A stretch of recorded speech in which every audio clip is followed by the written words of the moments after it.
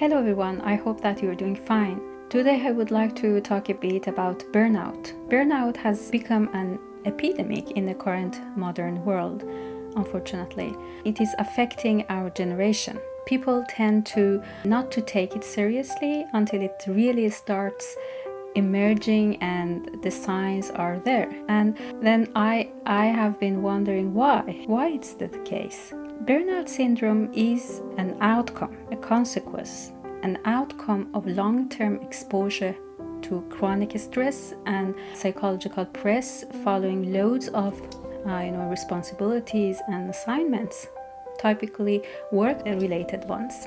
So the condition is characterized by emotional or physical exhaustion. Perhaps it can be recognizable for some of you that some days are just too busy, where the distinct lines among different life areas like home and family, occupation and work and leisure and social life get blurred and foggy. Those days with long working hours and in addition obligations to be available for other assignments at home and with family appear in our life every now and then.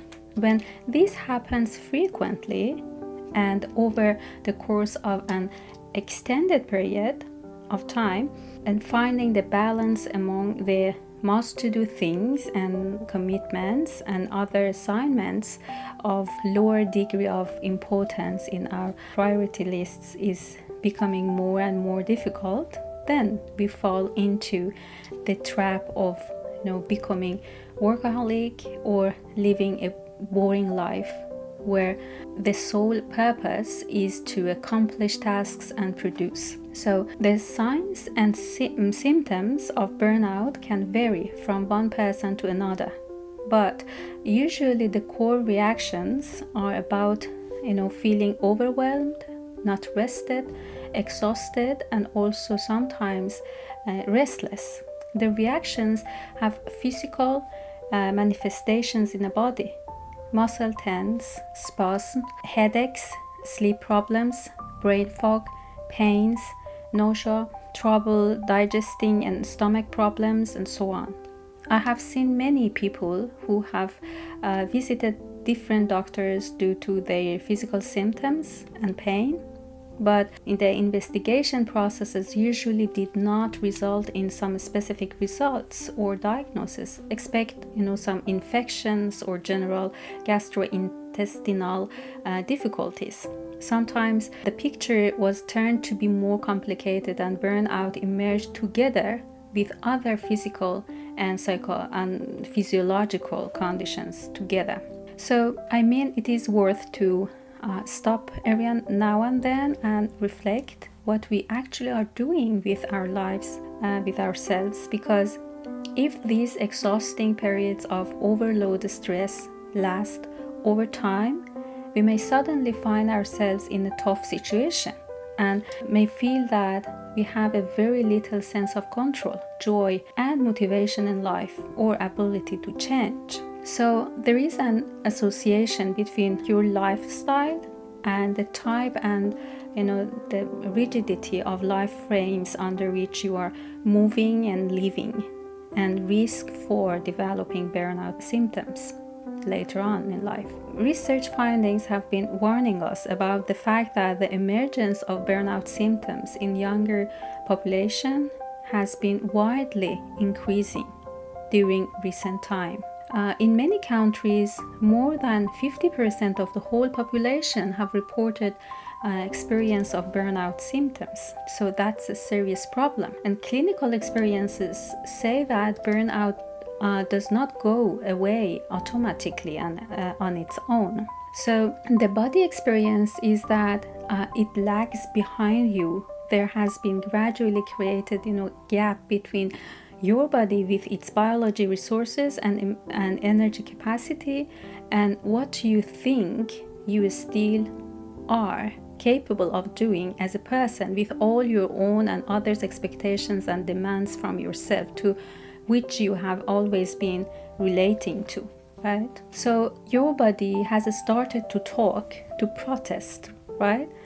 Your body's way to tell you stop is to produce symptoms and reactions. So fatigue and burnout symptoms are one of ultimate levels of shouting and protesting, by which your nervous system, your body, makes his strongest attempts to make you listen. Our body is so smart and remembers what it has been going through. In all those moments of rush, high tempo activities, discussions, arguments, loads of deadlines, stressful assignments, subjective and objective, press, your body was working hard, noting and making files and reports. I myself have got a busy lifestyle with a lot of big and small responsibilities, especially in a previous period of life at my early career stage. I was very busy. I had a very busy life, long days, working in 2 places, ongoing research projects and obligations and responsibilities related to private life and family as well. I usually worked longer, and during hours when I was supposed to be off, I usually skipped lunch and had no time to exercise and spare time for myself. I bet some of you may relate to these examples, right? I remember that I had started noticing that my sleep quality became gradually very poor. I barely could concentrate well on my writing assignments and had occasionally, sudden headaches. So I decided to share my experiences with my supervisor by then, and were encouraged by him to take a pause, and reflect where I'm running to, that I'm probably, teetering on the edge of burnout, and this is my body who is signaling something very important to me. I have to stop and to listen to my body. Today, I am very grateful him for helping me to see what could happen if I did not break and find the balance in my life again. Because ignoring the signs will result in worsening conditions, right? More than half of chronic illnesses are determined by the stress, food we eat, toxins, all emotions we register in our body, our social interactions, relationships, and the amount of love and stress embedded in and following with them. So the culminating effect of all these mini and huge actions, all these explicit and implicit stressful dynamics and choices and decisions can alter our biology and body's method and way of perceiving us as the person and the world surrounding it, ending up in collapse or inflammation as a result. So it is then very important to get to know our body's language and communication map. I have, for example, noticed that when this feeling of being very tired and a little powerless whispers, within my body cells and soul, I have to reconsider my tempo and stop and reflect, and reassess every situations which potentially can give me stress, to see if I have any escape door, some idea to unload my baggage, or something to do with my priority lists or not. And this has become a regular practice for me. It has worked fine so far. I can imagine that otherwise I will have a tough time with my body. So, the recent research findings have suggested that cynicism, feelings of inefficiency, and also exhaustion and tiredness are 3 burnout symptoms. So if you feel drained and have no more energy to give and to do the same things that you have done so far in your life, if you feel disconnected from your life, from your work, at some point have become negative and pessimistic about your work and your future and your ability to continue being in this job, and also if you have lost your feelings of self-efficacy, that you cannot imagine that you will be able to accomplish more, it is likely that you're experiencing burnout. The sad point is that we unconsciously identify with the fact that the more productive person we are, the more worthy member of society we will become. And then we start feeling good for working harder and feeling bad or being inadequate as a person for not working and presenting all the time. And then it becomes difficult to distinguish between, the real bad and good situation. So we continue to do the thing that is believed to be valuable and good, which is working hard to succeed, without realizing that we are actually sacrificing our bodies and present moments and our boundaries. So I think that there are some big reasons at a deeper societal and cultural levels for understanding the causes and roots of the problem as well. We live in societies where our children and all people in general constantly receive direct and indirect messages that it is essential to work and deliver tangible results, concrete results and products. Our thoughts around concept of working get polarized into dual value systems with respect to pros and cons of working and not working. Children learn that their success and guarantee for a safe and bright future goes through working hard, and they become easily conditioned to have thin boundaries regarding school and work life. In other words, our society puts it in a way that our essential part of identity and value is defined by our capacity to work hard.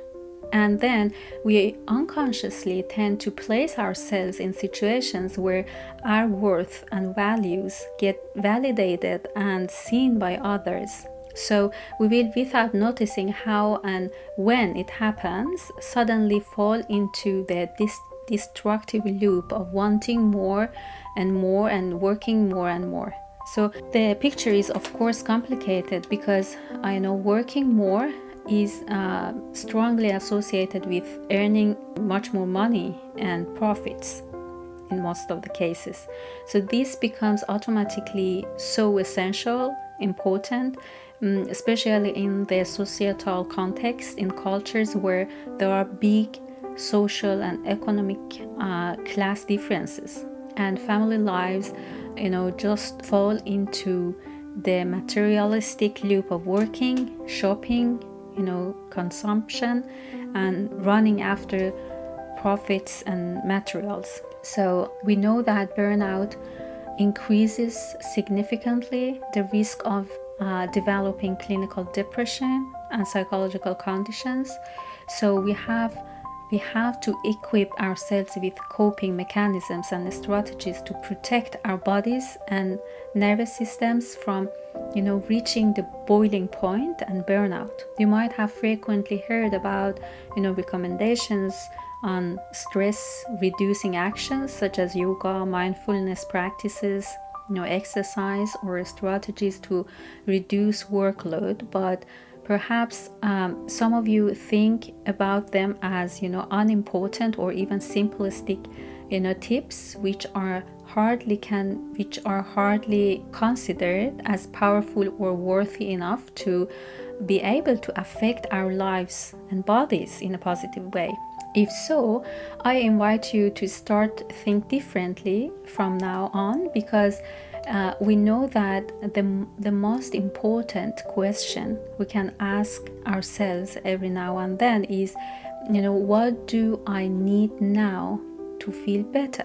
So the answer to this question is a guide, I assume, is a guide for our second step with respect to self-protection and self-compassion. We know today that self-compassion can actually have positive, compelling effects on protecting us against stress, and also that it can be used as a tool for stepping into the path of healing after trauma and stabilization of our nervous system. So self-compassion is the ability and willingness actually to treat ourselves as kind and well and nicely as a good friend with who is in a similar situation. So the reality is that many of us are much more comfortable with treating other people better than ourselves. It feels like it is natural to be kind, to be polite, to be understanding and caring toward others, but when it comes to ourselves, it does not make sense.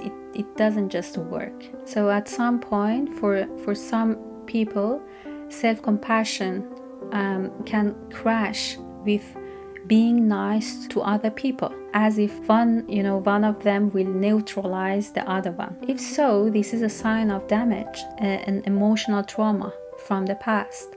Because if you feel in such a way, you have learned to not taking place in relationships and to exclusively taking care of and navigating others' feelings and needs, and not to yourselves.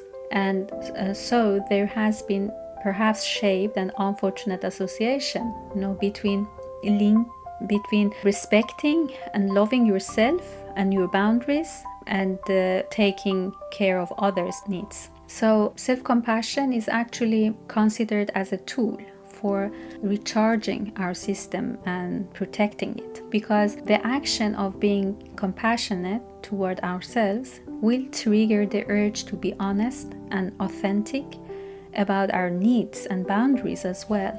We cannot be clear about our boundaries when talking with our boss, sharing our feelings and experiences about overwhelming workloads and assignments without being compassionate and caring toward ourselves first. So this is very substantial and important step forward, as before taking the action, we should face our defenses, inner critic, self-judgmental, perfectionist, and unconfident parts with too high standards, and to recognize them, to acknowledge them. So the risk of not taking care of our limits and body needs is that we may gradually feel that we resent what really drives us in life, mostly our career, work assignments, or our private relationships.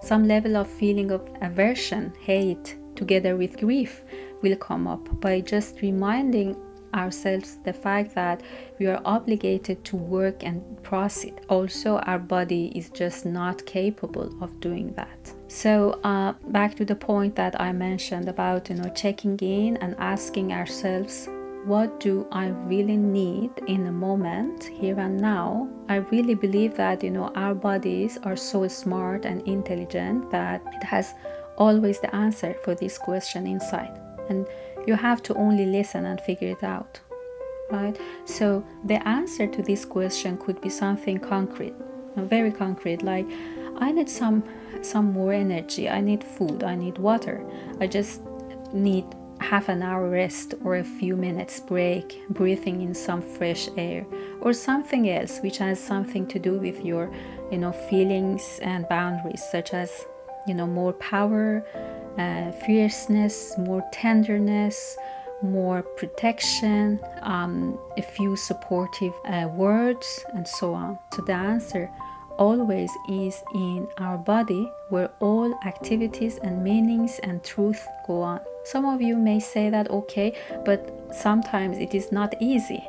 It's not practical because, for example, I cannot, persuade my colleague to asking and demanding more and more from me, because this assignment has been part of our contract or whatsoever. Right, I understand, but at least by thinking about your boundaries and your energy budget, acknowledging your need to be compassionate about yourself, you actually validate your emotional needs, and then this practice will definitely have an effect on your conscious and unconscious decisions in future. So burnout is dangerous, and we have to take care of our lives and find the balance. We are not born to work and produce. We are creatures who seek calmness in the present moment. I hope that these thoughts have given you a little amount of motivation for taking care of yourself. We'll hopefully connect again with another video in a near future. Take care. Thank you. Bye.